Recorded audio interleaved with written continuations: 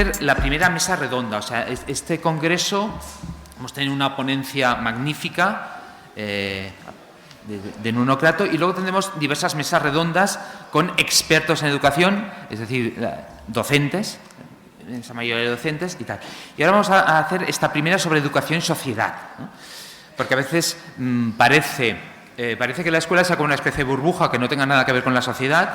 Me ha parecido muy interesante lo que comentaba Nuno Crato, de que la economía influye en la educación influye en la economía. Pues la sociedad en general influye en la educación y la educación influye en la sociedad.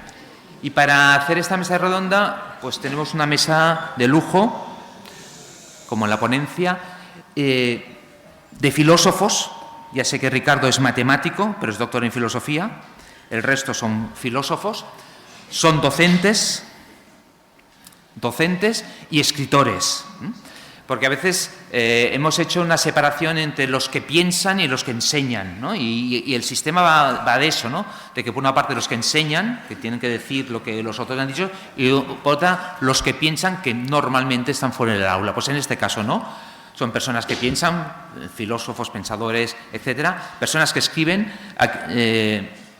La mayoría de los ponentes de aquí son personas que han escrito sobre esta situación de urgencia, ¿no?, de emergencia educativa que tenemos, y tenemos los autores de Educación y Barbarie, Escuela y Barbarie, el panfleto antipedagógico, el fin de la educación, y autores de La educación cancelada, este libro que muchos habéis visto, donde intervienen muchas de las personas que están aquí. Vamos a dar la primera ponencia, la primera intervención en esta mesa redonda, la da Xavier Massó, que es el presidente de la Fundación Episteme, secretario general del Sindicato de Profesores de Secundaria, uno de los organizadores del acto, y una de las personas que ha pensado y ha escrito mucho, ¿no?, el fin de la educación cancelada, sobre cuál es la situación. Xavier, cuando quieras. Hola, buenos días. Bueno, yo lo primero pedir disculpas porque voy justamente después de Nuno Crato y lógicamente el contraste, pues a mi desfavor, lógicamente, pues que tenerlo presente y ser comprensibles, simplemente. Bueno, vamos a ver, yo voy a intentar entrar directamente en el tema de precisamente sociedad y educación. Y lo voy a hacer con una frase que a mí me parece particularmente lúcida de Hannah Arendt, ¿no?, en su escrito La crisis en la educación de 1954. El problema de la educación en el mundo moderno se centra en el hecho que, por su propia naturaleza, no puede prescindir ni de la autoridad ni de la tradición. Ello, no obstante, se vio obligada a proseguir en un mundo, en una sociedad que ni está organizada por la autoridad ni se asienta en la tradición. ¿Qué entiende a partir? Cito casi literalmente, le falta el casi, cómo prosigue Hannah Arendt después de esto. Sin embargo, esto no significa en modo alguno que por ello debamos adoptar hacia los niños y los jóvenes, es decir, lo que entenderíamos como infancia y adolescencia, la misma actitud que tenemos unos ante otros en tanto que adultos. Porque la educación es, para Hannah Arendt, un ámbito prepolítico. Es decir, no pertenece ni al ámbito político, entendiendo lo político en su sentido más amplio, es decir, el ámbito de lo público. La educación no pertenece ni al ámbito de lo público ni al ámbito de lo privado. Sería, por lo tanto, un ámbito que ella define como prepúblico, en tanto que de preparación, propedéutico, si lo queremos decir así, para la sociedad adulta. Evidentemente, para Hannah Arendt, yo creo que con esto, solamente con decir esto, se ha cargado de un plumazo todo lo que ella misma entiende como pues, el pragmatismo de Dewey o el constructivismo de Piaget, que a ambos califica de con tinturas o con tintes de rusonianismo evidentes. Bueno, vamos a ver. ¿Qué papel juega en esto entonces el docente, el profesor, el maestro? Pues bueno, si estamos hablando de autoridad, es evidente que estamos hablando de autoridad académica. Entonces, ahí ya salimos al paso de determinadas críticas que se han hecho, incluso muchas veces, yo diría que meramente anecdóticas. Todos sabéis que en los institutos han desaparecido las tarimas. Las tarimas era un tema de jerarquías. No, por favor, no digamos sandeces. Las tarimas estaban por lo mismo que estaban en las clásicas aulas tipo anfiteatro universitarias, que el docente fuera distinguible para los discentes. Luego, que haya autoridad, que pegue, que chille o que no, esto es algo que en todo caso es aparte. O sea, el acto académico en sí requiere quiere estar en una posición, digámosle, preferente, ¿no? Bueno, por un lado estamos hablando de autoridad evidentemente académica y de tradición. Tradición, dice ella, por una razón tan simple como elemental. El mundo siempre es más viejo que tú. Entonces, no vas a enseñar ex novo. ¿De dónde vas a enseñar física? Pues bueno, pues de la tradición de la física. ¿De dónde vas a enseñar historia? Hombre, pues de las tradiciones históricas que haya. ¿De qué vas a enseñar literatura? Pues de esa misma tradición, lógicamente. Claro, con esto, a partir de ahí, la sociedad adulta, vamos a decirlo así, o es así como lo dice también Hannah Arendt, la sociedad adulta se puede permitir sin duda el lujo, o digámoslo así, o puede vivir al margen de esta tradición. Incluso puede vivir atenida al aquí y ahora, al hic et nunc, ¿no? Pero claro, una cosa es la sociedad adulta, otra cosa es la educación, que estamos diciendo que es un ámbito prepúblico, ¿no? Claro, ¿cómo se funciona hoy con esto? Vamos a ver. Otra cosa que dice Hannah Arendt importantísima. La función de la educación consiste en enseñar el conocimiento del mundo, no cómo vivir en él o el arte de vivir en él. Esto es fundamental. Y es fundamental por una razón, que es en la que vamos a hacer un pequeño excurso y recuperaremos luego volviendo ahí. Vamos a ver. Si no se acepta, como es evidente que hoy en día desde las pedagogías hegemónicas no se admite este planteamiento de Arendt, ella lo hacía y ha dicho en 1954, luego se reeditó en 1961 y hubo quien lo inscribió dentro de lo que se conoció como el efecto Sputnik. En realidad no tiene nada que ver con el efecto Sputnik, es decir, ya digo, es anterior y además ella lo que está planteando aquí es, yo lo que diría es que ella plantea, lo digo filosóficamente, las condiciones de la posibilidad de la educación. Es decir, aquello que ha de haber necesariamente para que podamos hablar de educación, con Sputnik o sin él, o con Unión Soviética o sin ella, como era el caso que motivó el Sputnik, ¿no?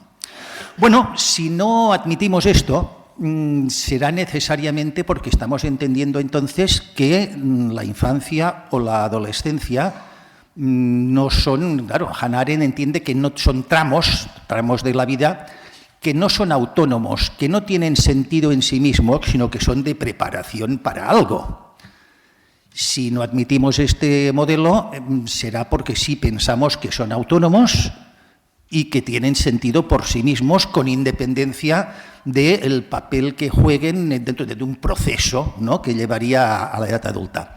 Claro, ¿cómo se puede entender? Yo entiendo además, que son las pedagogías hegemónicas el modelo que hoy en día sostienen, ¿no? Uno de los dos, que a continuación cito. Por un lado, tendríamos la idea de que, vamos a imaginar, la idea más genuinamente rusoniana, por decirlo así, la infancia evidentemente es autónoma, tiene su propia lógica y hay que dejarla a su propia lógica, por una razón muy simple, además, si nos basamos en Rousseau, y es que no nos hemos de olvidar que el hombre, el ser humano, es bueno por naturaleza y es la sociedad quien lo corrompe. Entonces, parece claro que desde esta perspectiva, con independencia de la ingenuidad que entrañe plantearlo así, desde esta perspectiva, si dejamos a la infancia abandonada a su propia lógica, es de suponer que desarrollará, a medida que vaya creciendo, una sociedad libre, por decirlo así, de las taras de la sociedad adulta, corrupta, amanerada, etcétera, etcétera.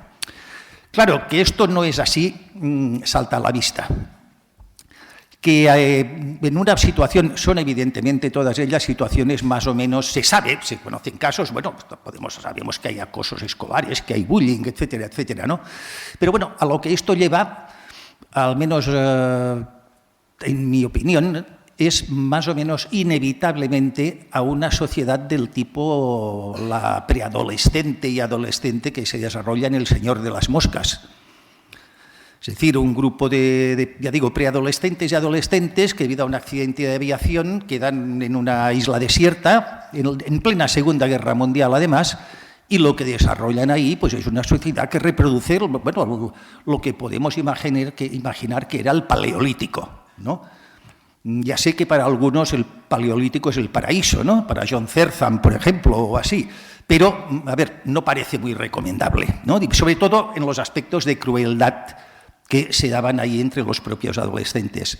Ciertamente que es una visión muy, quizás sesgada, es literaria, es decir, es una ficción literaria, no lo podemos negar, pero imaginémosla ahora con la novela de Tom Sharp, que creo recordar que es de 1972 o 1971, Wilt.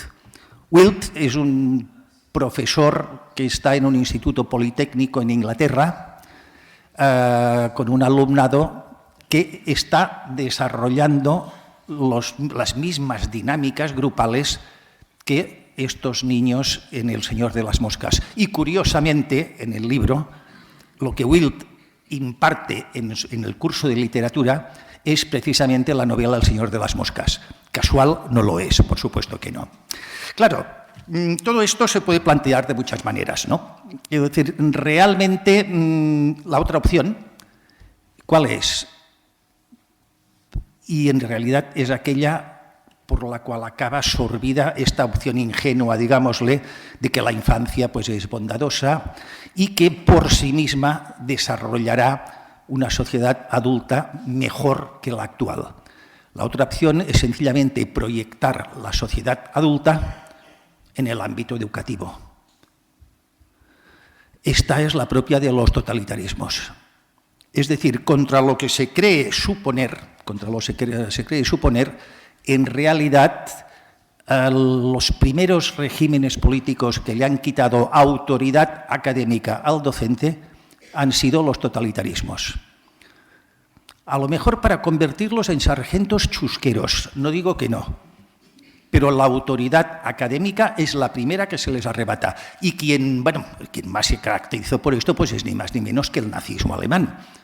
Es decir, Gabriel Heller-Sallgren, un investigador sueco, ha descrito muy bien la cantidad de dimisiones, abandonos y purgas, por supuesto, que se produjeron ya desde los primeros tiempos del nazismo entre los profesores de los gymnasium alemanes de la época, ¿no?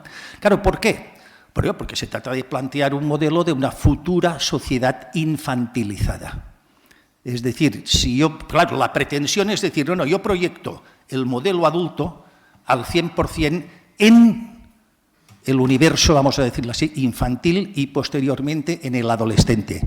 Pero claro, esto de que las cosas funcionen a su propia lógica, esto de que el docente ya desautorizado simplemente esté ahí para evitar que la sociedad interfiera, esto no se lo puede creer nadie.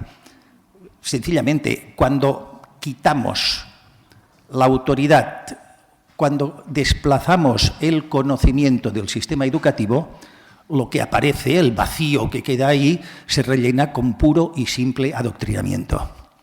Me parece que me estoy alargando. ¿Cómo voy de tiempo? 5 minutos, pues bueno.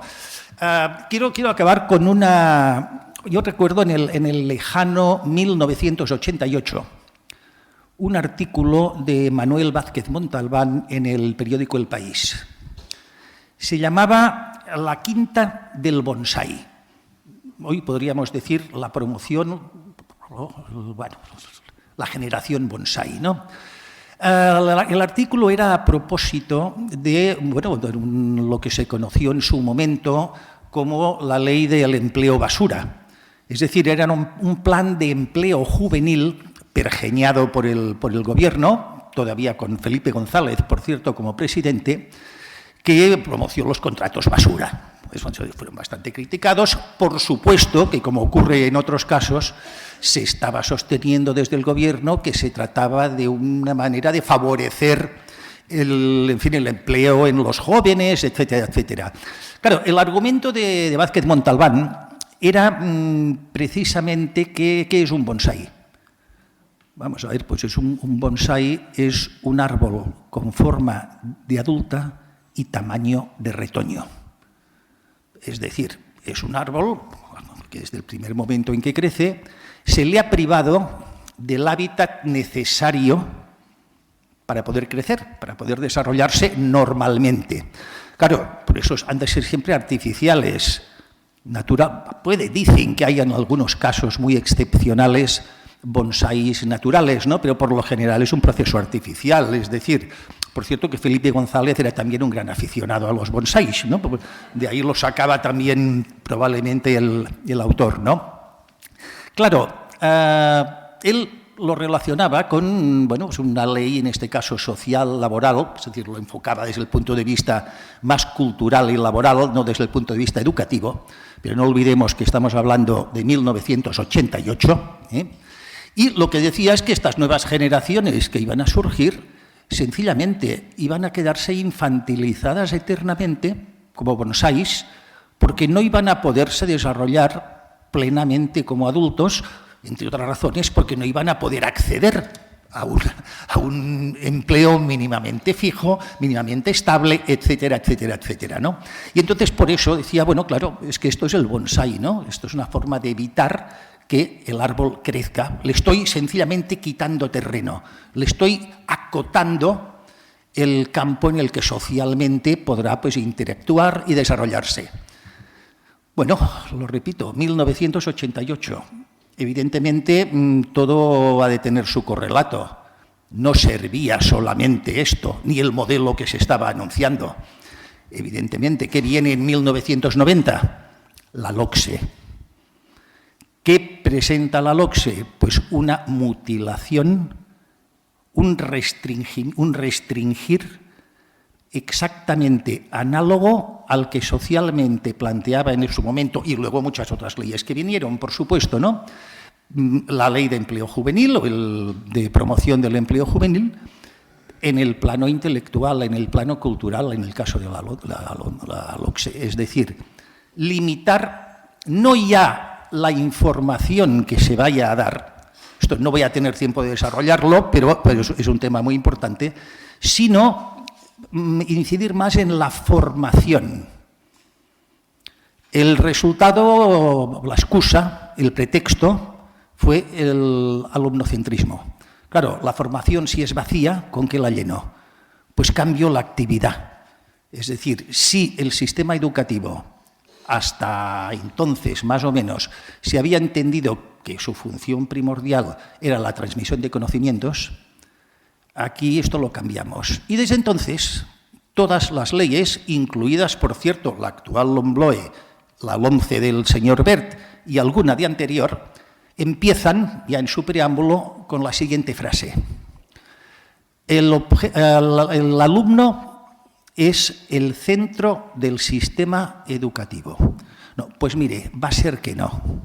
El alumno es el sujeto del sistema educativo, en este caso, sujeto paciente, para ser más exactos, lo cual no implica ningún tipo de pasividad en absoluto. Es una simple posición sintáctica. El objeto y el centro de un sistema educativo es la transmisión de conocimientos. El alumno es sujeto del sistema educativo en tanto que destinatario y beneficiario. Ahora bien, si ahora lo pongo como el centro, bajo el aparente discurso amable de decir, no, es que ahora nos estamos preocupando por ti, subyace algo muy perverso, y es que lo estoy degradando de sujeto a objeto. Con lo cual resulta que el objeto del sistema educativo es entonces el alumno. ¿Y qué acabamos evaluando? Pues el tipo de persona que queremos construir socialmente, desde una ingeniería social sin duda alguna, y no, o en lugar de los conocimientos que a esta persona hay que impartirle para que autónomamente y por su cuenta decida ser como quiera. Esto es lo que se está llevando a cabo con el actual sistema educativo, al menos a mi criterio, y desde luego a partir de, de la consideración educativa de la cual parte pues, Hannah Arendt. Muchas gracias.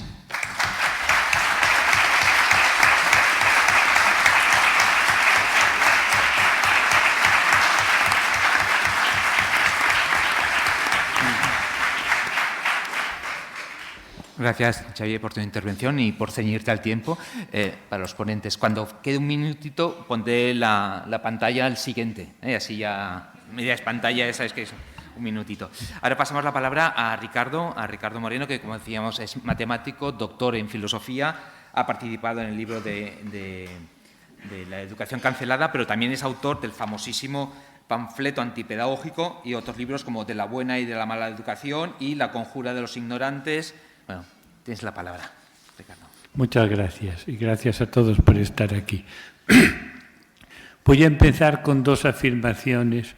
Una es una obviedad, la otra no lo es, pero se olvida mucho y es un olvido que solo lleva desastres. La obviedad es, toda posibilidad humana tiene un límite, efectivamente. Lo que ya no es tan obvio, el límite y la posibilidad son la misma cosa. Si se quita el límite, se quita la posibilidad. Eso lo explica muy bien Kant cuando quiere explicar que si el lenguaje nos posibilita el pensamiento, nos lo limita. Más allá del lenguaje no podemos pensar.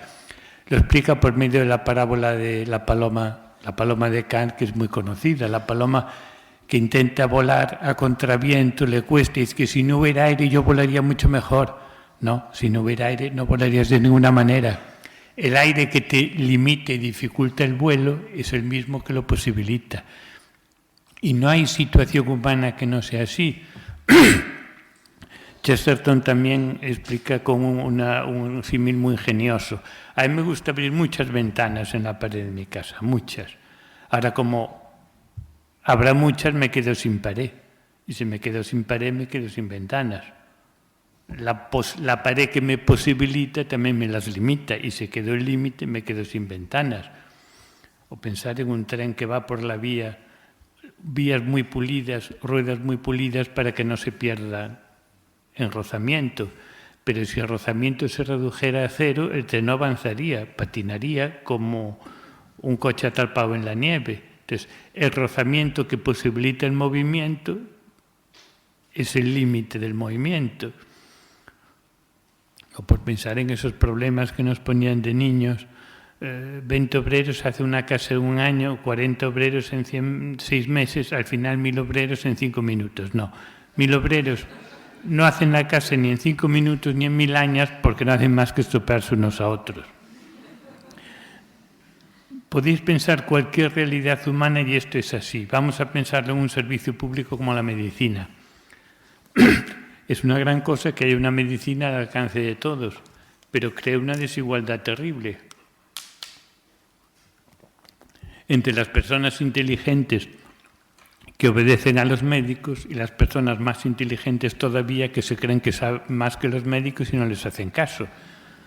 Eso es una desigualdad inevitable y esto es muy importante. La desigualdad y la libertad también son límites una de otra. Cada una es el aire que posibilita y limita a la otra. Cuando mejor sea la medicina, mayor será la brecha entre quienes van al médico y quienes no hacen caso. Unos porque se creen que son más listos que los médicos, otros porque dicen, pues yo prefiero vivir menos, pero no hacer caso a los médicos. No es un fracaso de la medicina. Entonces la medicina genera una brecha y cuando mejor sea la medicina, mayor será la brecha. Porque si la medicina es muy mala, entre ir al médico o no al médico habría poca diferencia. Pues bueno, vamos a acabar con esta brecha. Todas las personas mayores enfermas se les incapacita y se les mete a la fuerza en un hospital. ¿Qué pasaría? ¿Se querían a molestar a los demás enfermos? Decir groserías a las doctoras, esconderle el instrumento. Nos hemos cargado la medicina, porque los que quieren curarse perderían el ambiente de sosiego y tranquilidad que necesitan para curarse. Entonces, ese es el límite de la medicina, por bueno que sea, entre quienes hacen caso a los médicos y los que no. Y si nos cargamos el límite, nos cargamos la posibilidad. Ahora alguien estará pensando, pero estamos hablando de educación. Los niños son menores de edad, pero un niño a partir de 12 años pasa más horas con los amigos que con los padres, lo cual además es lógico y deseable. Quiere decir que unos se dedicarán a gastarse el dinero que tienen los padres en bollería industrial y en caramelos, y otros no. Unos tendrán más posibilidad de diabetes, obesidad en el futuro que otros. Es la desigualdad que genera el espacio de libertad. Ya no digamos el niño que se cree muy hombre porque bebe y fuma a los 14 años. No, o sea, que no sea por falta de información. No, mira, majete, creer que eres un hombre por fumar y beber antes de tiempo es propio de gilipollas. Y el niño se empeña en beber y fumar antes de tiempo. ¿Falló el sistema educativo? No, es que el niño salió gilipollas. Y son realidades que hay que tener. ¿Cómo se podría paliar esto? Nadie puede salir de casa sin acompañarse de un adulto hasta la mayoría de edad. Pero entonces nos hemos cargado la educación, porque la educación consiste en dando espacios de libertad. El que es inteligente gastará el dinero que le dan sus padres a hacer deporte, ver buen cine, comprar libros. El que no es inteligente en cubatas, bollería industrial y en perder el tiempo. Entonces, si la educación consiste en ir dando espacios de libertad, va a generar la desigualdad entre los inteligentes que usan su libertad de una forma inteligente y se construyen como personas, y los estúpidos que lo usan de una manera estúpida y se van destruyendo como personas. Y eso es inevitable. Yo siempre he sostenido, y ahora con lo que digo, de que la enseñanza común no puede ser más que hasta los 12 años. ¿Por qué? Porque a los 12 años un niño es literalmente ingobernable. Ya en el sistema anterior muchos maestros se quejaban que en 7º y 8º de EGB ya eran difíciles de controlar, porque si no querían seguir estudiando sabían que por cansancio le iban a dar el título de la EGB. Tampoco un maestro vas a tener a un 20añero en la escuela hasta que saque el título. Y ahí funciona la picaresca estudiantil.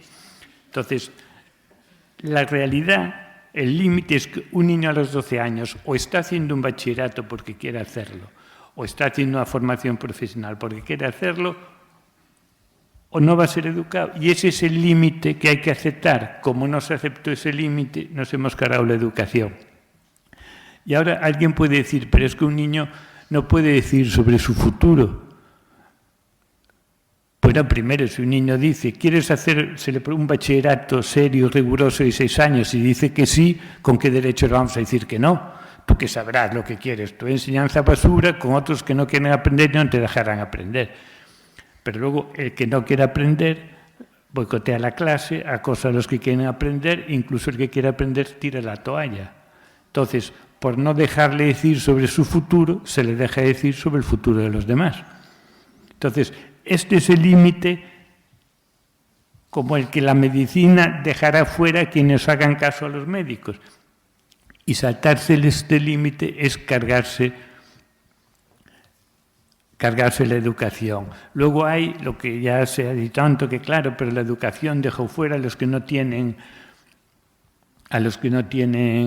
ambiente en su casa. Eso es mentira. No importa tanto el ambiente intelectual como la inteligencia de los padres. Yo he visto padres prácticamente analfabetos, pero querían que su hijo tuviera una vida mejor. Tú ahora haces los deberes, las dudas no te las puedo aclarar, las apuntas y te las preguntas al maestro, que para eso está, y la casa está en silencio y la televisión apagada. Y han salido, ya no digamos, yo empecé en un pueblo de las Rías Bajas el año 75, donde la inmigración era endémica. Yo he visto niños criados por las abuelas, pero los dejaban muy clarito. Mira, majete, tus padres están en Alemania trabajando de sol a sol para que tú tengas una vida mejor. Yo estoy cuidando de ti cuando ya tendrían que estar cuidando de mí, o por lo menos descansando. Lo que no voy a hacer es perseguirte por la casa para que haga los deberes. Mientras pelas patatas para la cena, tú aquí que yo te vea haciendo los deberes. Y si se ponía tonto, a lo mejor la abuelita le daba una colleja. Y tampoco una colleja de tu abuelita es para ir al Tribunal de la Haya de los Derechos Humanos, me parece.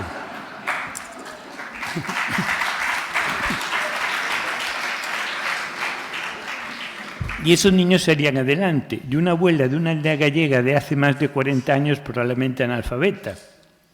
Pues una buena abuela analfabeta, pero con sentido común, era mucho más útil que toda la colección de expertos, orientadores, pedagogos, psicólogos y psicópatas que hay por los institutos.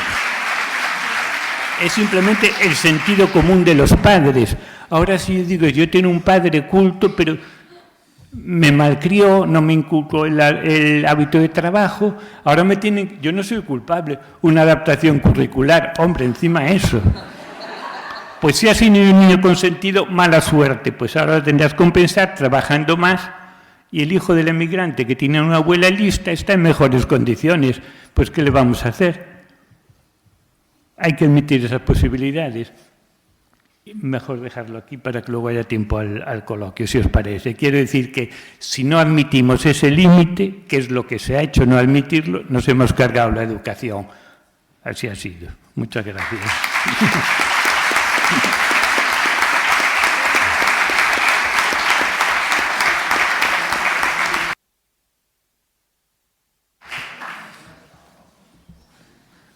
Muchas gracias, Ricardo. Pasamos ahora a Jorge Sánchez. Bueno, antes el profesor Nuno Crato nos ha hablado del experimento natural que fue el confinamiento. Bueno, él por precaución sanitaria está en casa y vamos a intentar conectar a remoto, como decías, telemáticamente con él y nos dará su ponencia telemáticamente. Bueno, Jorge. Hola. Bueno, Jorge, muchas gracias por participar telemáticamente. Anteriormente, Nuno Crato nos ha hablado del experimento que ha sido la docencia telemática o remota con la situación que hemos tenido. Bueno, tienes la palabra. Lo he presentado antes. Es licenciado en Filosofía, doctor en Humanidades, autor de diferentes textos sobre filosofía, teoría de la literatura, política, poemarios y una novela. Tienes la palabra, Jorge. Gracias. Bueno, parezco un telepredicador desde aquí. Lo siento porque, aunque hayamos decretado que el COVID no existe, parece que en mi caso no me han hecho mucho caso. Bueno, yo quería hacer una breve contribución que estaba pensada sobre todo para la polémica y el diálogo. No quedará así. Me evitaré las citas que apoyaban algunos de los argumentos que pienso poner en circulación. Y bueno, la lástima es que puede quedar como más que un documento, una contribución al diálogo, como una serie de afirmaciones, pero bueno, las circunstancias mandan. Bueno, yo lo que había pensado era llamar la atención sobre dentro del caos que predomina, de las múltiples conversaciones que hay sobre educación, la inflación del concepto, etcétera, llamar la atención sobre dos mecanismos que me parece que están en funcionamiento y que dificultan que entendamos las cosas y que situemos la enseñanza secundaria, en este caso, pero también la instrucción pública, en el lugar que quizás debería corresponderle. Y yo creo que, por un lado, simplificamos mucho, operamos con un mecanismo de reducción de la complejidad de lo educativo y, por otro lado, inflamamos las finalidades de la educación. Voy a poner un par de ejemplos. El primero sería sacado de Paulo Freire, de la pedagogía del oprimido. Freire señala que, independientemente de cualquier contexto educativo, entre educador y educando siempre se da una relación asimétrica en la cual el primero es el que piensa, educa, sabe, habla, disciplina, y el segundo es la instancia pasiva, que es la educada, ignorante, pensada, silenciosa, etc. Frente a esta educación predominante, que él denomina bancaria, existe la educación problematizadora y liberadora, en la cual educando y educador se educarían mutuamente mediante el diálogo y la intercomunicación. Claro, Freire, cuando piensa en esto, evidentemente no debe estar pensando ni en el adiestramiento deportivo, ni en la enseñanza de los hábitos alimentarios y de higiene a los niños, la instrucción para el manejo de la maquinaria pesada, etcétera, el aprendizaje de las normas de tráfico, lo que quieras. Está claro que está pensando en términos de alfabetización o de enseñanza de humanidades. Tengo aquí textos en los cuales habla del control de lectura, etcétera. No está pensando en la lectoescritura, el aprendizaje de la lógica formal, etcétera. Es más, teniendo en cuenta el vínculo que hace entre pedagogía y política, parece que al final lo que hay aquí, toda la situación educativa es un trasunto de la relación entre el liderazgo revolucionario, que es el educador, y los oprimidos, que son los educandos, por el cual el diálogo entre ambos les lleva a la toma de conciencia y a la transformación social. Y este es el otro aspecto. Junto a esta reducción tenemos que, como si hubiera visto la educación como un todo, lo único que hay que hacer es invertirla. Toda la educación, todos los procesos educativos, las instrucciones públicas o no, la enseñanza, el adiestramiento, todo hay que revertirlo y si se revierte tendremos la posibilidad de contribuir, bueno, la posibilidad de contribuir no, él señala que eso junto a la toma del poder político y la revolución cultural nos garantizaría la transformación social revolucionaria. Bueno, pero es que este mismo mecanismo lo tiene otro personaje, un personaje que se llama Claudio Naranjo, que es un tipo que increíblemente ha gozado y goza de una influencia extraordinaria. Naranjo es más radical aún que Paulo Freire, ¿no? De él se percibe que la educación, cito, tan mal pagada y tan desvalorizada, promete en nuestro tiempo lo que ya no pueden prometer las religiones tradicionales, la tecnología o el movimiento terapéutico. Pero en lugar de preguntarse cómo es posible que se haya producido este cambio y esta exacerbación de las funciones tradicionales de la educación, lo da por válido y lo único que le pide a la educación es que no sea patriarcal y que no esté comprometida con el sistema económico. ¿Y qué propone Naranjo? Pues que incidiendo masivamente en los docentes y en sus tareas se podrá generar el impulso necesario para que la educación dé la vuelta al mundo, cambie el mundo. De hecho, él lo que propone es que las tareas instructivas y mecánicas en las aulas las hagan nuevas tecnologías y ordenadores y los maestros, docentes, se dediquen a desempeñar, comillas, la función propiamente humana de la reeducación interpersonal y la ayuda al desarrollo de las comunidades. Bueno, ¿qué tienen en común Freire y Naranjo? Pues reducir la educación o los procesos educativos a una única forma. ¿Cuál es la que hace Naranjo? Pues la educación no es nada más que una variedad del proceso terapéutico. De hecho, él amplía el vínculo de la terapia grupal y lo convierte en el modelo de cualquier relación educativa. Como él dice, no existe más que un único proceso de crecimiento, curación e iluminación. En cualquier caso, si conviertes los centros en centros en los cuales se trate terapéuticamente a los alumnos, los educaremos. Bien, esta doble vertiente, por un lado, los educaremos, perdón, y cambiaremos el mundo, por supuesto. Esa es la otra parte de la propuesta de Naranjo. Este dispositivo está difundido, yo creo que es algo que todos más o menos estamos incorporando, ¿no? Por ejemplo, la red está plagada de referencias. El otro día, el 22, lo miré, había 65 millones de citas de la máxima que Nelson Mandela acuñó en el 2003 en un discurso en Johannesburg con ocasión del lanzamiento del canal televisivo de la ONG Mindset Network. Allí dijo: "Education is the most powerful weapon we can use to change the world". Es cierto que luego iba seguido de la coda de "And Mindset Network is a powerful part of that world-changing arsenal". Pero bueno, bien. Esta idea de que la educación cambia el mundo está en escaparates, camisetas, tazas, artículos, libros, discursos, carteles por todos sitios. De hecho, incluso una encuesta que realizó Samsung, la empresa Samsung, revelaba que el 90% de los docentes creen que su labor contribuye a formar una sociedad mejor. Es una tarea fundamental para el cambio social. Bien, diríamos que ahora mismo parece que en el mainstream de nuestra sociedad, tanto en la derecha como en la izquierda, la educación ha sobrepasado todos sus límites y ahora es el instrumento mediante el cual se va a conseguir una sociedad mejor.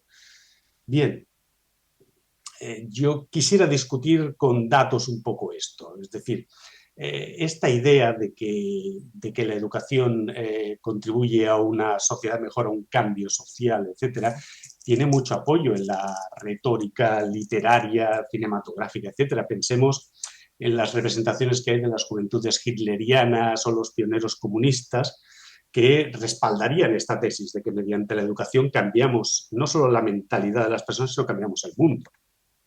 Hemos visto muchas películas al respecto. Lo que pasa es que, claro, si vas un poco más cerca, pues hombre, las escuelas nazis, las napolas, tuvieron en su mejor momento 6.000-7.000 alumnos, nada más. De hecho, el grueso del movimiento, de la base del movimiento nazi, se educó en escuelas burguesas normalitas con instrucción clásica, sin mucho adoctrinamiento. Y, por otro lado, la idea esta de que en las escuelas soviéticas los niños estaban todos adoctrinados por profesores comprometidos con la causa y que conseguían convertir a los niños en comunistas feroces, no concuerda demasiado con el mantenimiento tanto de las estructuras religiosas como del nacionalismo en absoluto. Y es más, el compromiso de los docentes, hay datos que muestran que el número de docentes afiliados al Partido Comunista era 3 veces inferior al de profesores que no compartían el ideario comunista. Bien, en cualquier caso, tanto el nazismo como el comunismo son fenómenos tan amplios que es complicado analizarlos. Pero hay un caso, ha aparecido hace poco, un interesante libro de Christina Greger, The Education Trap, Schools and the Remaking of Inequality in Boston, que tiene la ventaja de circunscribir el campo de análisis a la interacción entre economía e instrucción en el Boston de principios del siglo, entre 1880 y 1929. Creo que, yendo al detalle de lo que Greger plantea, podemos discutir seriamente la tesis que ya todos aceptamos de que la educación cambia el mundo. Dice, Greger anota en la introducción la paradoja entre la idea expuesta por Horace Mann en el siglo XIX acerca de que la educación es el gran nivelador de la desigualdad social y la paradoja de que en Estados Unidos, que será una de las tasas más altas de inscripción y graduación escolar en el mundo, tenga uno de los niveles más altos de desigualdad económica. Entonces, ella reconstruye el proceso que desde antes de 1880 el acceso al trabajo no se hacía mediante una instrucción formal de ningún tipo, sino en el caso de los trabajos más cualificados mediante contactos familiares, etcétera, y en el caso de los menos cualificados, pues la existencia de una masa disponible para los empleadores. Pero a finales del siglo XIX empiezan a aparecer trabajos de cuello blanco, administrativos, tanto en las administraciones como en los negocios. Y eso motivó la aparición de centros de instrucción, de educación formal para formar, con la redundancia, instruir y formar a estos nuevos trabajadores. Bien, inicialmente parecía que el ascensor social funcionara y que grupos previamente subrepresentados alcanzaran peldaños más altos en la escala ocupacional. Parecía introducir modificaciones que mejoraban la existencia de individuos y de sociedades y con ello parecía que realmente la educación no solo mejoraba individualmente a las personas, sino también mejoraba la sociedad. Bien, el problema es que, como Greger anota, si vas un poco al detalle te das cuenta de que las jerarquías de género, étnicas y raciales en el mercado laboral se reprodujeron igualmente y, es más, se fomentaron dentro de este sistema escolar en expansión. Y la expansión de la educación no eliminó las diferencias a la hora de acceder a los nuevos puestos de trabajo entre blancos y afroamericanos, nativos e inmigrantes o hombres y mujeres. No borró por sí sola las desigualdades. Es más, contribuyó a que en Estados Unidos se difundiera la idea de que los problemas sociales podían reducirse a problemas educativos, lo cual fue una cosa que provocó una desaceleración en los intentos de introducir reformas radicales en los ámbitos legales para atajar con medidas directas y urgentes la desigualdad social. Sí, hubo personas aisladas, pequeños grupos que obtuvieron beneficios, sí, pero la desigualdad en términos de repartición de la riqueza, por hablarlo simplificadamente, apenas se modificó. Solo se modificó entre 1940 y 1970. ¿Por qué? Porque entre 1940 y 1970, como señala ella, la expansión de las protecciones sociales y económicas por parte de programas de bienestar fomentados por el Estado y el amplio poder de los sindicatos permitió que las condiciones de trabajo mejoraran y hubo una redistribución de renta real. Sin embargo, a partir de los años 70, el contrapoder colectivo de los empleados desaparece, los sindicatos empiezan a hundir y, sin embargo, las matrículas educativas florecen y la enseñanza florece. Nunca ha habido tantos, a partir de 1970, tantos centros educativos en Estados Unidos y tanta población con estudios secundarios como mínimo. Y la desigualdad económica, social, es abismal. Tendríamos que ir acabando. Sí, ya voy. Llevo 11 minutos, no. Lo único que concluye Greger es que la educación formal es útil, pero no garantiza por sí sola en absoluto el cambio del mundo, la reducción de la desigualdad social. Bien, vamos a concretar. ¿No merecería la pena pensar en la enseñanza o la instrucción pública sin someterla a ningún modelo reduccionista como hacen Freire o Claudio Naranjo o muchos? Es decir, la enseñanza secundaria, convertirla o subsumirla bajo el esquema de la primaria o de la universidad, etcétera. Primera cosa, no reducir la complejidad de lo educativo y la complejidad de la enseñanza, en este caso de la secundaria, a un único modelo. Y segundo, ¿no sería preferible pensar con datos realmente en que a lo mejor la educación por sí sola no puede cambiar el mundo, cambiar la sociedad, no tiene tanto poder y quizás el mesianismo, la militancia, el impulso político y moral que actualmente se está impregnando en la enseñanza media, no deberíamos dejarlo de lado? Es decir, en vez de convertir la enseñanza en algo que debe seguir un programa de máximos, no deberíamos limitarnos a un programa de mínimos más modesto, más humilde, proporcionar conocimientos y poquita cosa más, y en fin, todos aquellos movimientos legítimos que creen que debe transformarse en la sociedad, hombre, pues quizás los hechos desmienten un poco esta versión. Hombre, pues cambiemos la sociedad, pero en otros lugares también, no en la educación preferentemente, en lugares más decisivos. Bien, esto es lo que quería decir yo hoy. Muchas gracias, Jorge.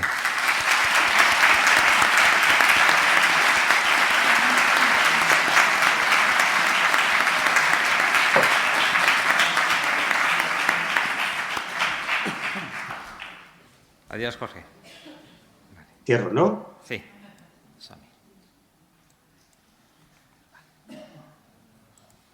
Bueno, pasamos a Enrique Galindo, también del mundo de la filosofía, autor de, como decíamos, de Escuela y Barbarie, también de La Escuela Vaciada, la enseñanza en la época pospandémica, y coautor de La Educación Cancelada, ¿no? Colabora dirige la colección de educación de la editorial ACAL. Den la palabra. Vale, pues muchas gracias.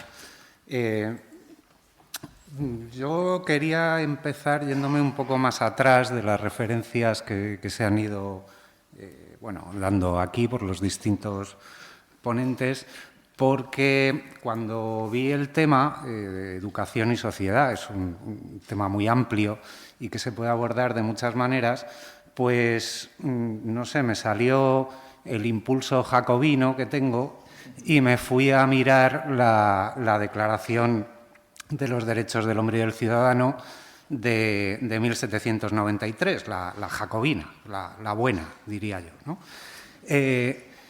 Porque también, pues entre medias, pues habían salido, antes creo que Eva ha sido la que ha hecho referencia, habían salido unos artículos y tal, donde parecía que los que defendemos que el centro de la educación debe ser el conocimiento, pues por algún misterioso motivo atentamos contra los derechos humanos, o no sé, hacemos cosas raras, ¿no? Y además somos malas personas. Bueno, pues en esa declaración, en el artículo 22 en concreto, creo que es la primera que recoge el aspecto de un sistema de instrucción público, ¿no? en un texto constitucional, porque abre la Constitución jacobina. Entonces dicen lo siguiente: la educación es una necesidad para todos.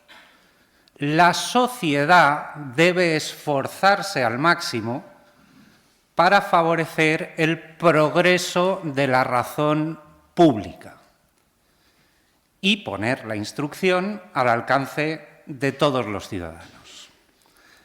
Me interesa sobre todo la idea esta del progreso de la razón pública. A ver qué es eso, ¿no? Más o menos por el mismo, un poco antes, Condorcet, que, bueno, por otro lado fue damnificado por los propios jacobinos, pero en las memorias sobre la instrucción pública, cuando estaba preparando su informe para el Comité de Instrucción Pública, había dicho que el objetivo de la instrucción, de ese sistema que se quería montar, no es hacer admirar a los hombres una legislación ya hecha, ¿no? Que se adapten a la sociedad tal y como está hecha, sino hacerlos capaces de entenderla y de corregirla, en su caso. Bueno, esta es la idea, yo creo que se resumen en estas citas, lo que es la idea de fondo de lo que podíamos defender como una instrucción republicana, o un sistema de instrucción pública sobre bases republicanas, ilustradas, ¿no? Después, en las declaraciones de derechos, pues la de la ONU y tal y como se recoge en la Constitución española, el objetivo de la educación se enuncia de la siguiente manera, en los dos textos igual, porque el objetivo de la educación sería el pleno desarrollo de la personalidad humana. Bueno, seguramente tendrá que haber algún tipo de conexión entre que se logre el pleno desarrollo de la personalidad humana y que se logre los progresos o el progreso de la razón pública, ¿no? Algún tipo de relación tiene que haber y según cómo se interprete esa relación, pues nos saldrá una cosa u otra. Yo creo, esto es un ensayo, digamos, una cosa tentativa, que eso del pleno desarrollo de la personalidad humana, si lo queremos vincular con algo así como los progresos de la razón pública, tendría que ver con tres aspectos fundamentales. Con los aspectos productivos, o sea, la conexión de la educación con el sistema productivo, con la economía, ¿no? Y en ese sentido, para que haya un progreso en general de la sociedad y de la razón pública y para que una persona pueda desarrollarse plenamente, pues tiene que aprender a desenvolverse en el mercado laboral, en el sistema productivo, etcétera, etcétera. Y eso es un factor que hace que los sistemas educativos tengan que cambiar, más o menos, según cambian los sistemas productivos. Luego está el aspecto puramente personal, digamos, la vida privada de cada uno y del saber manejarse, pues bueno, normas básicas de educación, de trato con los demás, de socialización y tener los elementos, las herramientas suficientes, podríamos llamarlo así, para gobernarse en su vida, ¿no? En su vida propia. Un poco lo que decía antes Ricardo de si eres inteligente o no y si le haces caso al médico o no y tal, pues bueno, pues que tengas un poco esa capacidad de gobernar tu propia vida, ¿no? Y luego está la dimensión de la personalidad, diríamos, pública, que es la que más conecta con esto de los progresos de la razón pública, es decir, en tanto que ciudadano, ¿no? Entonces tendríamos el trabajador, el ciudadano y el individuo, la persona privada, en su vida, ¿no? particular. Bueno, en principio, un sistema de instrucción pública debería atender a estas tres dimensiones, ¿no?, más o menos, sin invadir, digamos, lo que sea la propia personalidad o la forma de ser de cada uno, sino simplemente proporcionarle aquello que va a necesitar para que se desenvuelva libremente como considere más oportuno. Y más o menos esta era la idea de fondo, ¿no? Cuando se hubiera hablado de Hannah Arendt y de la tradición y la autoridad, yo creo que los tiros van un poco por ahí, ¿no? O sea, lo que se trata es la tradición en el sentido ese etimológico de entrega, ¿no?, el legado anterior se le entrega a la nueva generación para que lo reciba, para que lo adapte a sus condiciones y ya harán con él lo que quieran, ¿no?, los nuevos, ¿no?, de la sociedad. Pero es importante esa transmisión del legado, digámoslo así. Y eso bajo condiciones, efectivamente, de autoridad académica. Bueno, eso ajustaba con muchos problemas y con muchas... Pero bueno, es la idea un poco constitutiva de eso que llamamos pues, estados de derecho, en fin, las instituciones propias del Estado de Derecho, incluyendo la instrucción pública, ¿no?, pues tiene detrás esta idea. ¿Qué ha pasado ahora? ¿O en parte, qué explica la situación en la que estamos ahora? Bueno, pues que los cambios sociales, lo que Bauman ha llamado modernidad líquida, ¿no?, el entrar en una sociedad líquida, pide otra cosa diferente. En el marco anterior, de lo que se trataba era de igualar en el sentido de que, a pesar de todas las diferencias individuales que cada uno pueda tener y tal, todos puedan tener acceso a un espacio común. Ese espacio común es lo que llaman razón pública. Y entrando todos en ese espacio común, pueden discutir, posicionarse políticamente, en fin, ¿no?, tener los debates necesarios y, a través de ese ejercicio racional, de discusión, de posicionamientos, de contrastes, pues se suponía que la sociedad progresa, ¿no? Pero la base era el acceso igual, o tender a un acceso igual, a esas condiciones de razón pública. En la sociedad líquida, caracterizada así, el asunto es exactamente el contrario. Ahora, de lo que se trata es de individualizar, particularizar, resaltar la diferencia, ¿no?, hacer, digamos, de lo común algo que es un peso muerto que llevas detrás, lo que importa es lo propio, lo nuevo, ¿no? Porque además las transformaciones del mercado laboral, la sociedad digital, la sociedad del conocimiento, como se quiera llamar, piden eso, ¿no? Hay que individualizarse, hay que distinguirse, y esto dentro de un ambiente socialmente generado, que yo podría llamar algo así como la paideia neoliberal, vamos a llamarla de esta manera, ¿no? Es la paideia en el sentido ese de la educación, no solo el sistema educativo, sino el ambiente que educa, en general, ¿no?, en una sociedad determinada. Y en esta paideia neoliberal, lo que se promueve, lo que se, digamos, excita, es precisamente un síndrome de impaciencia. Todo tiene que ser inmediato, todo tiene que ser ya, todo tiene que, ¿no? Y además, esto a la par, que un proceso de mercantilización de absolutamente todo, de todos los aspectos de la vida. El proceso de mercantilización lleva a la idea de consumo. O sea, todo está listo para ser consumido, incluyendo la educación, incluyendo los conocimientos, que ya tienen que venir pues, en un empaquetado rápido de usar y tirar, ¿no?, según las demandas de la realidad del momento, ¿verdad? Y, claro, el proceso de transmisión de conocimientos, de legado de la tradición, de preparación para acceder a un espacio público común, es visto cada vez más como un peso muerto, una cosa antigua, poco novedosa, costosa, que requiere un cierto esfuerzo, ¿no?, y que no se ve ya como progresista. porque en todo este cambio social hay una idea que se ha tendido a ver, esto lo dice Bauman, a confundir el progreso con el atajo, ¿no? Hemos progresado, se viene a entender en el sentido de que ahora, en lugar de hacer un cocido y voy a tardar 3 horas y tengo que no sé qué, pues ahora tengo el caldito de cocido que lo abro, tal, le añado los garbanzos cocidos, tal. Eso es progreso. Me ahorro el esfuerzo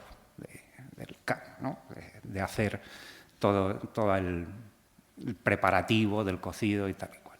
Y así con todo, ¿no? En las aulas lo sabemos, los alumnos, bueno, no sé, yo por lo menos los de filosofía, planteas un problema y ¿cuál es la solución? Y dices, no sé, esto consiste en plantear los problemas, piénsalo. No lo tengo. Entonces ves una cara de decepción. Oh, me va a hacer pensar ahora el tipo este, ¿no? Pero porque están en eso. Con todo esto de la digitalización de tal, pues no se hace más que profundizar en esa tendencia, ¿no? Creo yo, fundamentalmente. Entonces, claro, sale un tipo, o se va creando un tipo humano, un tipo de ciudadano, un tipo de trabajador, un tipo de persona, adaptado a estas nuevas condiciones, ¿no? Donde la escuela va perdiendo su razón de ser, ya no va teniendo mucho sentido como escuela, tendrá sentido como otra cosa, como, no sé, como aparcamiento, o como guardería, o como, no sé, como lugar donde más o menos tener a la población menor de edad retenida mientras sus padres trabajan, no sé, algo así, ¿no? Y entonces, claro, ¿qué pasa? O sea, ¿cómo abordamos esto? Porque la idea en aquellos que deciden, en muchos niveles, ¿no? A nivel comunidades autónomas, gobiernos, tal, tiene que ver con que la escuela debe ser adaptativa, tiene que abrirse a la sociedad, ¿no? Tiene que dejar y tiene que adaptarse a las condiciones sociales. Yo creo que la idea de escuela en sí misma, y tirando de este planteamiento clásico republicano, hombre, sí, tiene que responder a demandas sociales, evidentemente, porque no es una institución que esté flotando en la quinta dimensión, pero tiene que tener un componente, un elemento contrafáctico. No puede ser puramente adaptativo, porque si es puramente adaptativo, entonces dificulta el acceso a eso que hemos llamado razón pública, impide la segunda parte de lo que decía Condorcet, bueno, las dos, ¿no? O sea, nos deja en las condiciones de admirar una legislación ya hecha, podríamos decir, sin capacidad de entenderla ni de corregirla, en su caso, ¿no? Esa es la cuestión.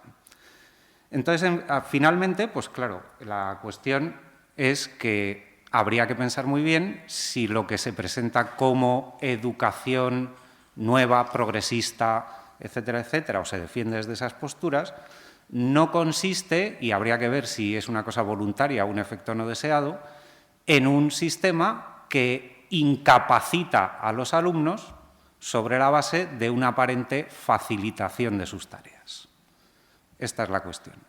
Y para acabar, porque luego, como también por ahí, los mismos que decían que somos malas personas decían que solo nos gustan los pedagogos de derechas, pues voy a acabar con una cita de un pedagogo marxista, que muy de derechas no debía ser, George Snyders, que decía en un libro que se llama Educación progresista, decía, la enseñanza tradicional no es muy del agrado del poder. A ver por qué, ¿no? Desconfía de ella y orienta a los maestros hacia la nueva pedagogía. Este señor era marxista. Hoy en día a lo mejor era rojipardo, no sé. Yo aquí lo dejo. Muchas gracias.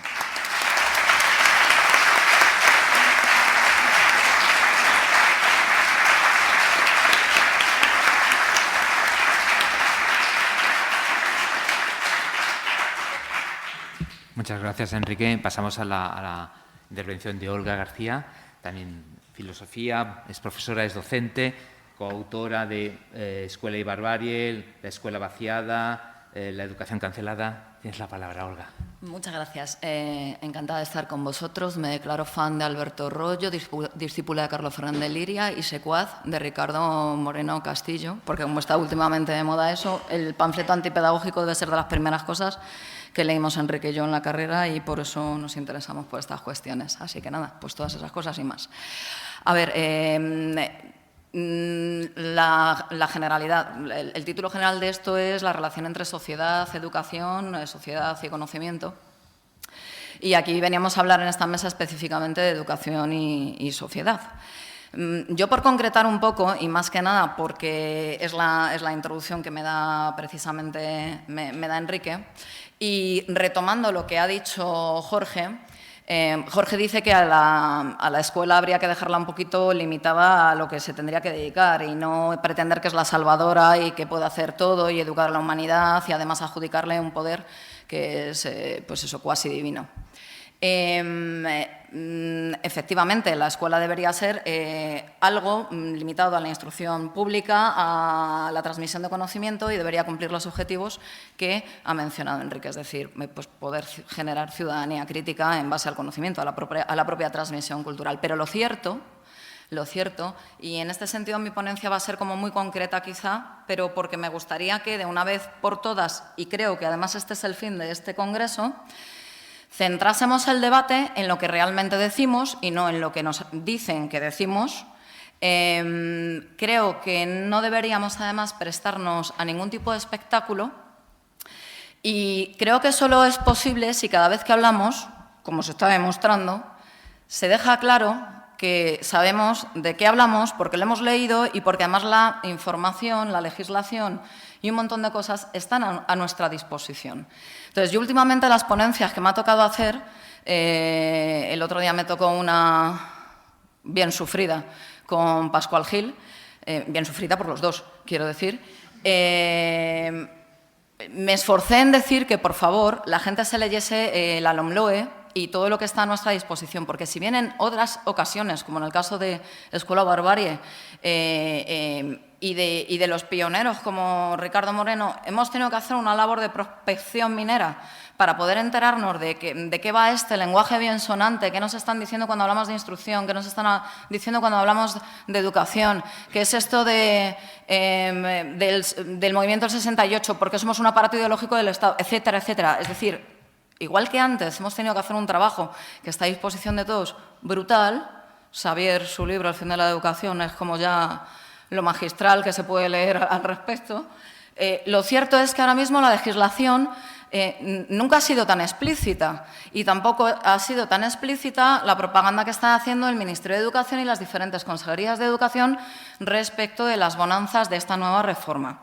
Una reforma que no está más que encaminada a generar eso que vosotros conocéis como perfil de salida.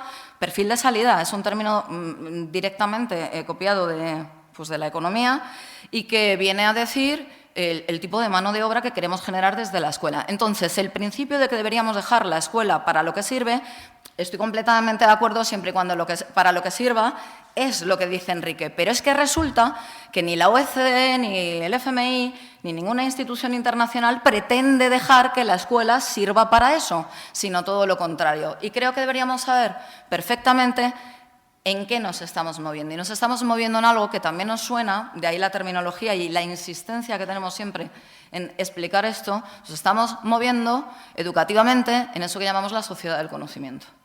Eso que llamamos la sociedad del conocimiento no es una sociedad jacobina en la que precisamente se pone la educación a formar la conciencia crítica de la ciudadanía para que sea crítica de la legislación y pueda crear los valores que permite el progreso moral de la humanidad. No, la sociedad del conocimiento es una estructura de carácter, voy a decir, devaluadamente organicista desde el punto de vista aristotélico, y ahora me explico, que se entiende como un sistema, y voy a utilizar todos los términos que se utilizan para que veáis de qué va el asunto, que ya sé que lo sabéis, por otro lado, que se organiza y se estructura como un sistema orgánico y que aprende incesantemente para rectificarse según directrices de gobernanza que hagan que toda la sociedad, a una y sin cuestionar el modo de producción en el que está inserta, que es el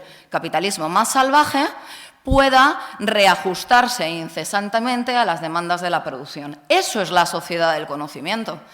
Si la sociedad del conocimiento es ese organismo que se tiene que reajustar incesantemente y, por lo tanto, formativamente para, en tiempo real, en el momento necesario, ofrecer esa mano de obra, ese perfil de salida que necesita el capital, es imposible pensar que la escuela se puede quedar al margen, porque la escuela en sí misma se tiene que convertir en esa organización dinámica bajo una gestión de gobernanza y de total calidad, EDMIN, los sistemas de gestión de la calidad que estamos sufriendo en educación, que permite precisamente generar incesantemente ese perfil de salida. Y es un perfil de salida que no es un perfil ciudadano. Hay un error que hay que corregir desde mi punto de vista. No es un error, es una apreciación. Y yo últimamente estoy leyendo esto y de repente cobran sentido demasiadas cosas desde el punto de vista político también dolorosas, ¿vale? La modernidad líquida es aquella en la que el individuo, la ciudadanía, queda reducida antropológicamente a una dimensión única, que es la del emprendedor, la de lo económico, pero no la de lo económico entendido como ciencia práctica aristotélica, sino de la economía en términos kantianos. Esa reducción que se hace al individualismo del emprendedor tampoco termina de funcionar si ese emprendedor no se le pone, y de aquí la introducción de las diferentes metodologías colaborativas, cooperativas, etcétera, si no se le educa en la mentalidad de que efectivamente tu esfuerzo, tu autoesfuerzo y tu autoconcepto se basa en el esfuerzo personal encaminado al éxito económico. Cuidado con lo del esfuerzo. Ya sabemos que somos fascistas. Ya está.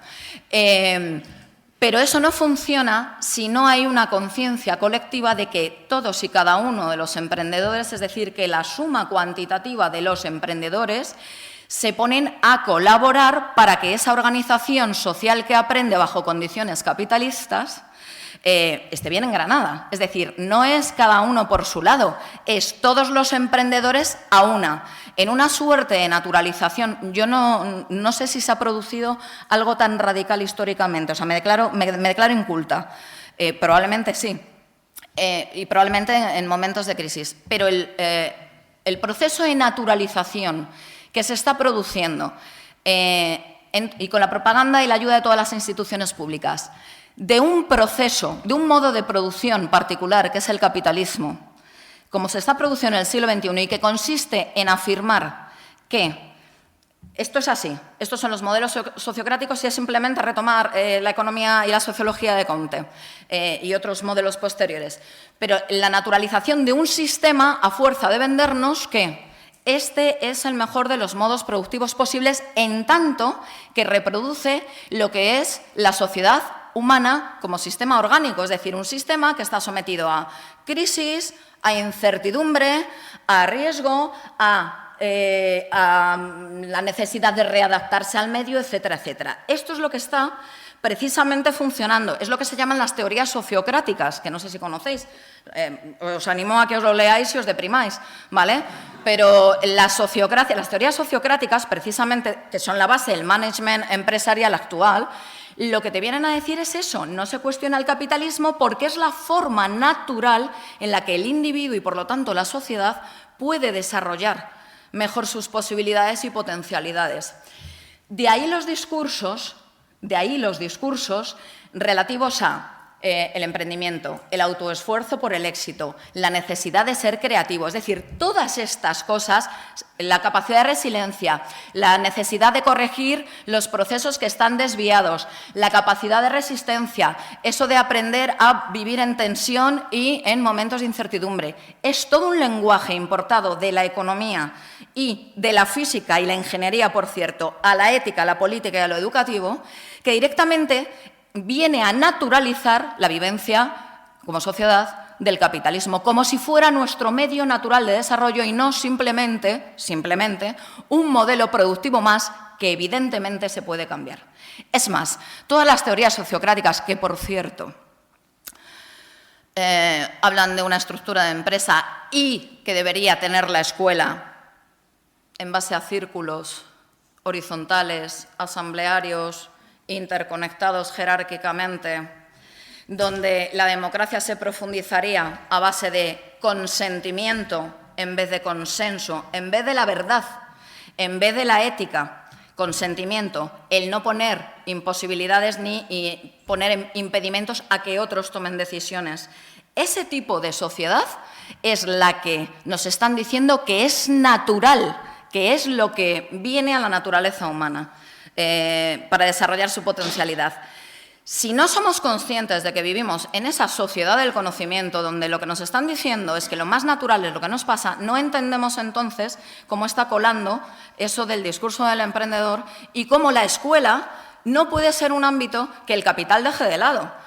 Es que no puede dejarlo de lado. Otra cosa es que tenga que rectificarlo, porque como bien ha dicho un onocrato, o te centras en el conocimiento, lo de las competencias no funciona. Pero no puede dejarlo de lado en ningún momento porque es en sí misma la organización que se entiende como una organización que ayuda a que entiendas que siempre tienes que estar aprendiendo y reciclándote a lo largo de toda la vida. De ahí que el aprendizaje competencial venga, de ahí que invertir en el conocimiento sea caro, pero porque la propia estructura capitalista necesita que nos enteremos de que esa es la forma requerida de ser cuando una sociedad está completamente y desde un punto de vista totalitario supeditada a lo económico y a un sistema de producción que encima nos han vendido que es natural y que no es cambiable. Yo lo dejaría aquí más o menos y nos dedicamos a...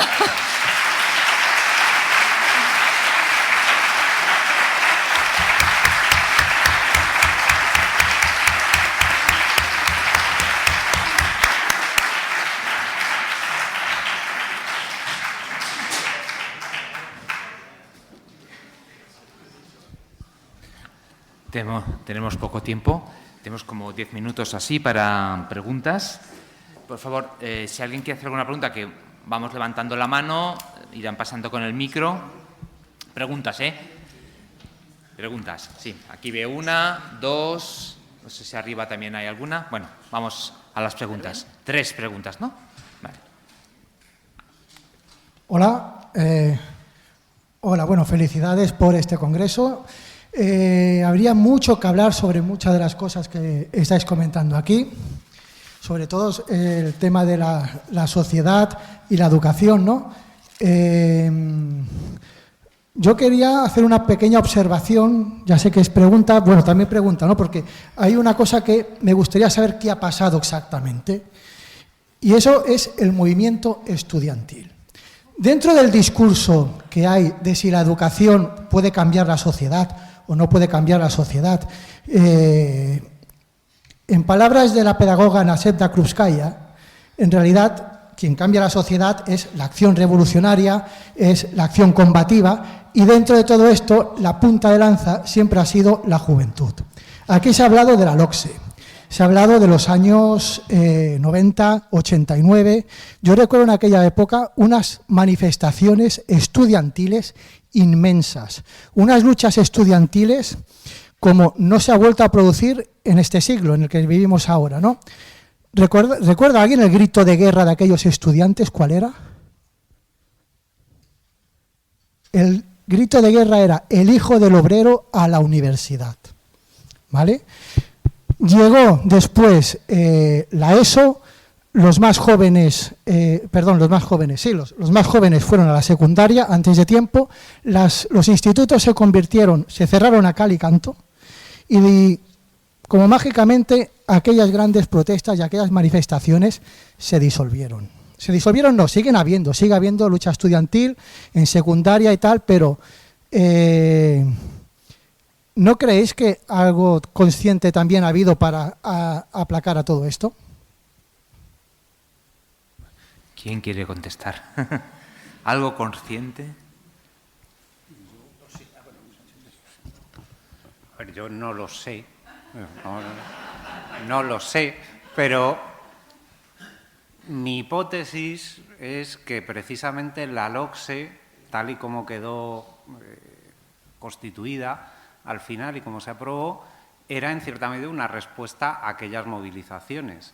Y lo que yo he más o menos acabado por pensar es que ahí lo que había era pues una toma de conciencia de los estudiantes, y además tenía que ver con lo que ha hablado Xavier antes de la reforma laboral y todo eso, de que bueno, pues empezaba a verse que no tenían mucho futuro, o que ya eso de que iban a vivir mejor que la generación anterior no estaba ya tan claro.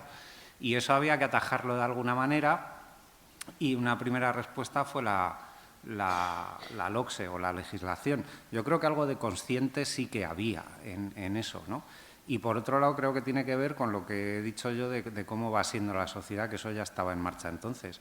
Entonces, si todo se va atomizando, se va tal, en lugar de una conciencia común que podría llevar a una conciencia de clase, lo que tiene son conciencias fragmentarias en grupos identitarios de lo que sea, ¿no?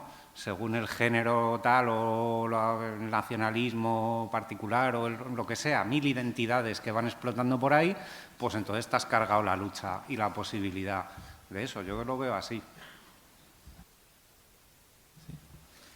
Pasamos a la siguiente pregunta.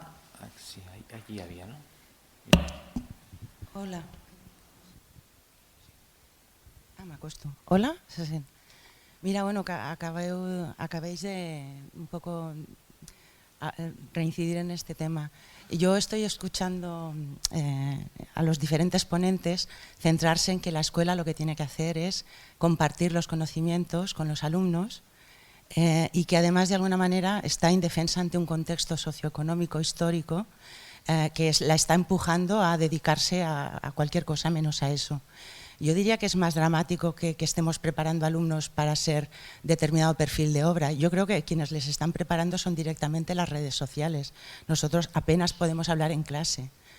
Y entonces yo me pregunto, yo me centro en impartir conocimiento en clase, pero ¿qué podemos hacer para que lo que hay alrededor presionando para que la escuela deje de ser la escuela nos deje respirar? Si hay alguna idea por aquí. Sí, a ver, yo creo que lo que podemos hacer es, en principio y en función de lo que has dicho, por nuestra parte individualmente, es nada. En conjunto, bueno, a ver, yo creo que también hay una tendencia a sobrevalorar la capacidad del sistema educativo en lo que refiere a determinar la vida del futuro adulto. Es decir, esto lo explica bastante bien un psiquiatra que es de aquí, es Adolf Tobeña concretamente, ¿no? Es decir, estamos sobrevalorando, debido también a que esto es lo que se pretende desde el modelo educativo que se está inspirando. Es decir, es totalitario en el sentido de que pretende ser omnímodo, abarcarlo todo en lo que es la formación del individuo. Afortunadamente, ver la capacidad de la escuela tampoco es tan grande como se supone. Es decir, en este sentido, si no es que sería, ya lo es, ciertamente, pero yo creo que no creo que exista, que tenga esta capacidad omnímoda de influir en el individuo. Por lo demás, claro, evidente, si pudiéramos dedicarnos a transmitir conocimientos, no sé, me permito algo, alguien lo ha comentado por las redes y creo que está aquí, pero no recuerdo quién es, no sé si es Andreu o Pascual, pero es algo que cuando lo comparto perfectamente. Ahora está saliendo, al menos en institutos en Cataluña, no sé en el resto, pero me imagino que también, está saliendo que debido al Mundial de Fútbol, pues está sabiendo que en muchos institutos resulta que está ahí la gente dándole al fútbol, ¿no? A través de los ordenadores que tan gentilmente la administración cedió. Bueno, esto es el pan de cada día, seamos serios. Lo que pasa es que ahora estamos en el Mundial de Fútbol, pero esto en secundaria está pasando cada día. Haya o no haya Mundial de Fútbol. Simplemente, si pudiéramos transmitir conocimientos, pero es que no nos dejan. Es así. Vamos a la última. Arriba también hay una pregunta aquí Y luego la última, las hacemos las dos y contestamos las dos, ¿de acuerdo? Y así acabamos antes. Una pregunta aquí abajo, sí. Buenos días. Mi pregunta es para Olga García. Yo soy muy chiquitilla. Me has dicho que eres seguidora de Alberto Royo. Entonces, mi pregunta es, ¿crees que un profesor puede ser un buen profesor únicamente teniendo un excelente nivel de conocimientos? ¿Qué papel crees que tiene la vocación y la capacidad de enseñar y no tan solo los conocimientos? Gracias. Otra pregunta. Arriba. Aquí abajo también. Bueno, hacemos otra pregunta acá abajo, arriba y terminamos. Sí. Sí. Hola, a mí me ha impactado mucho la ponencia de Ricardo Moreno en la relación entre libertad y desigualdad, y quería preguntarle si lo que decía es enlazable con la idea de que la condición de posibilidad de la libertad es precisamente la igualdad. Eso por un lado, y por otro lado lo de que la educación obligatoria acabará a los 12 años. Me pregunto qué hace ese niño, se va a trabajar, y me pregunto si el niño estúpido que con 12 años no quiere hacer un bachiller no tiene derecho a ser instruido. Uy, nos vamos a alargar mucho, ¿eh? Farran también quiere hacer una pregunta. Y hacemosla y acabamos, porque es que si no... Farran.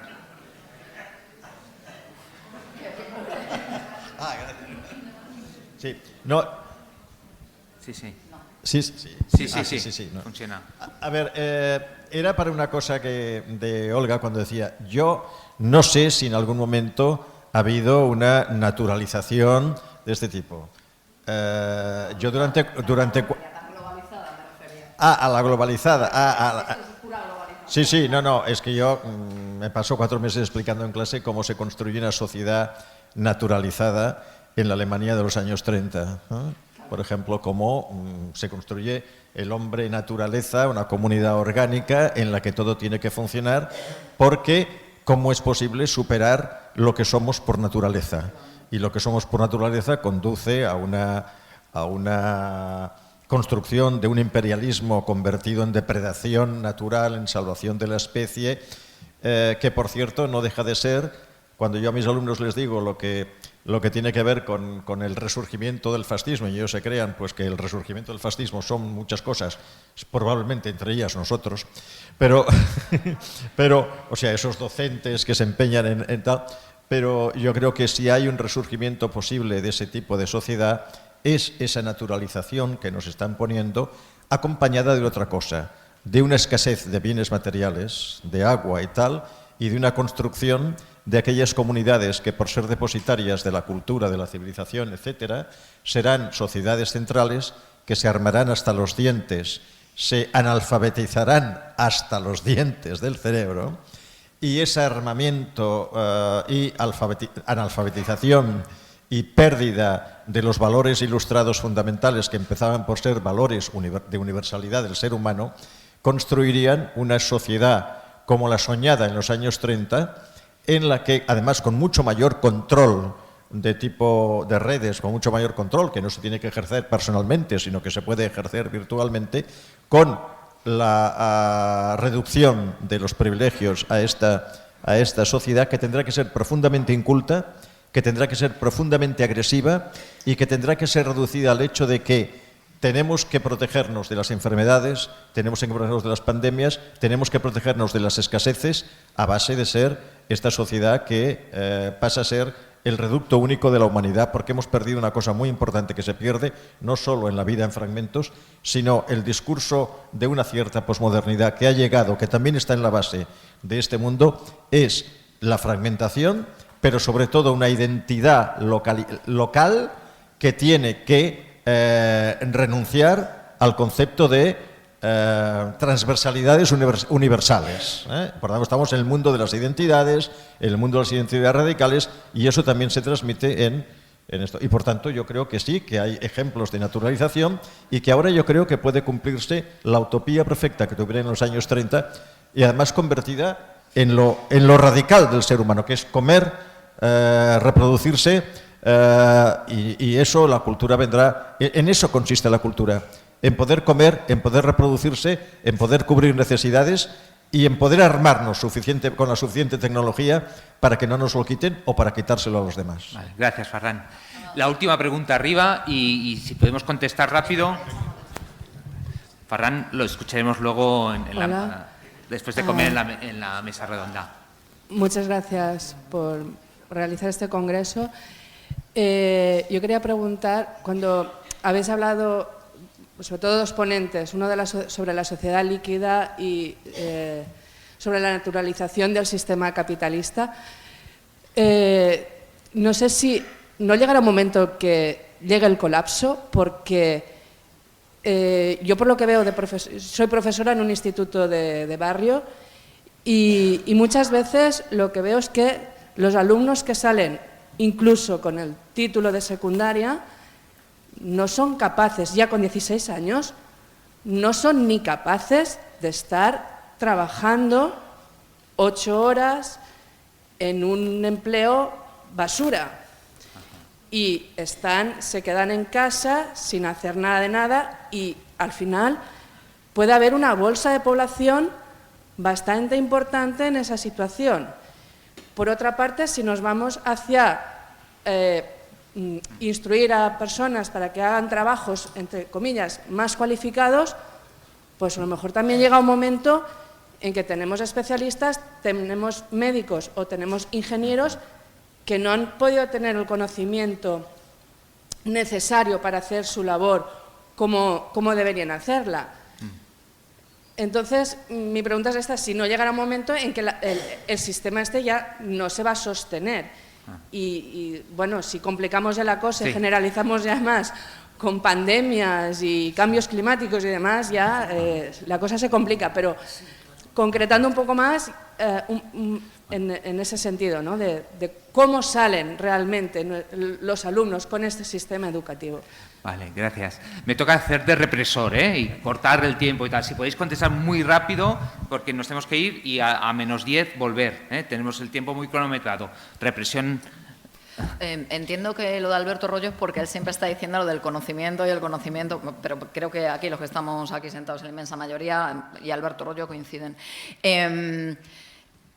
Hay mucha gente que no está en la enseñanza por una cuestión vocacional, pero sí tuvo la suerte de tener una pedazo de formación secundaria universitaria increíble, lo que le ha hecho, en el ejercicio de su responsabilidad, ser muy profesional haciéndolo y además, en ese querer mejorar, ha encontrado el arte de la didáctica, que es, soy especialista en lo mío y además voy perfeccionando cómo lo hago. Y eso quizás es más importante, pero desde luego lo que no se puede sacar de la ecuación es la base, que es el conocimiento.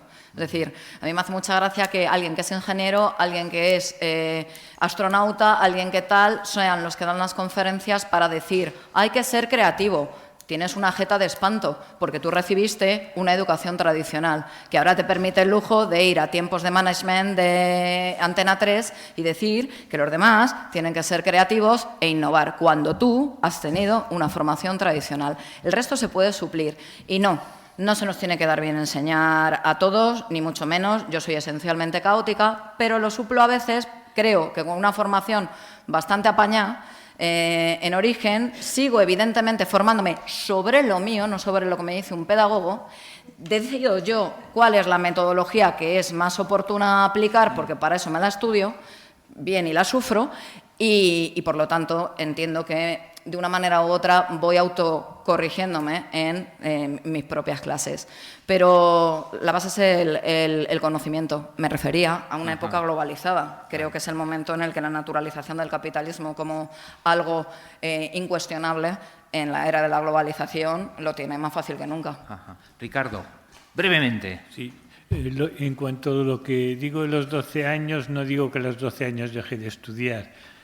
Digo, enseñanza común hasta los 12 años y se deja elegir ya bachillerato, formación profesional. Los límites, la libertad y la igualdad nos podría llevar toda la tarde. Mejor lo dejamos correr. Muy bien. Bueno, pues lo dejamos aquí. Quedaba lo del colapso. ¿Quieres decir algo, Enrique? Sí, sobre lo de si va a colapsar o no, yo creo que sí, que acabará colapsando, pero también depende, porque como hemos visto con la ponencia en Unocrato, también entre países hay diferencias y yo creo que eso tiene que ver con el papel que se asigna a cada país en la División Internacional del Trabajo. Entonces, un país precarizado, con gente más o menos analfabetizada, le toca una serie de funciones en ese esquema que otro país que va a ser el central y el que va a desarrollar la tecnología y tal. Y creo que a nosotros en España no nos toca muy buen papel en eso. Ya está. Vale, muchas gracias. Vamos.